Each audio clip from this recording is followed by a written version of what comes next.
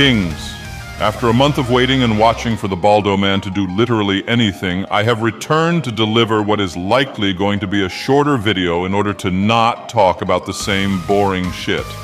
The boring shit in question is Nick still arguing with everyone on Twitter and YouTube streams, professing that the government is framing him and he's being singled out.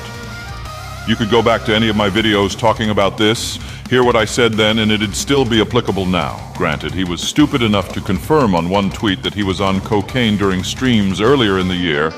I'd ordinarily call into question the validity of a tweet, but when you pair it with the stream prior to his arrest, then it actually is confirmation. But on to really the only thing I give a fuck about talking about. Nick has found himself a mix of a new patsy to go after the clout goblin and a potential veto replacement. The man in question is one Patrick Melton, aka Nobody Likes Onions. He is an A-logger of Aaron and has recently become friends with Nick. It's believed that Nick is gearing Patrick up for a defamation suit of all things because Patrick decided to say some veto-level things about the clout goblin's kids. I don't need to tell anyone Nick's track record with defamation suits, but unless Aaron flat out said Patrick sucks little boy dicks as Nick did, then it's a nothing burger. It's also alleged that Aaron may file a restraining order to keep the veto we have at home both away from the family and acknowledging him.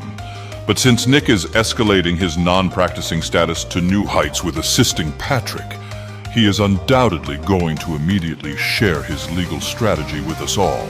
Baldonatics. I know you're all still clamoring for my day in court, where I make the government rue the day they framed me for all the unjust accusations levied against me and forcing me to admit on Twitter that I was under the influence of cocaine. But you all must satiate your thirst for justice. Much like the rumors of my hot wife, April, being impregnated, we must ride out these salacious and indubitably unsubstantiated claims. Barnes and Viva have assured me that I've already won the case, and Frank's hearing I was previously denied, and any claims that I may be reaching a plea deal are absolutely false, as I will fight this all the way to the top of the Supreme Court and even in the Oval Office, regardless if my true wife Kamala wins or not. We will expose my alleged crimes as forgeries of the deep state and Russian influence. But that's small potatoes in comparison to that I am currently concocting. I have begun colluding with an A-log of Aaron's who will help me try to send that stalker child to prison where he belongs and can enjoy his time there for crimes against the patron saint of state-appointed public defenders.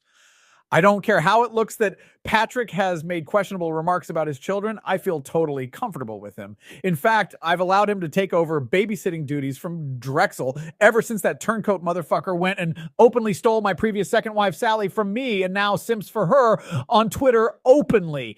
I have no one to console me over this since the Condeohai County has forbidden my bulls from stepping onto the premises of both my home and the second home, where I stashed April that I've had to bring the price down on in order to offset the costs of both my lawsuit against my mortal nemesis, Montegraph, who had the audacity to sue me just because I said he sucks off little boys and the fucking government and their criminal case against me. I have done nothing wrong.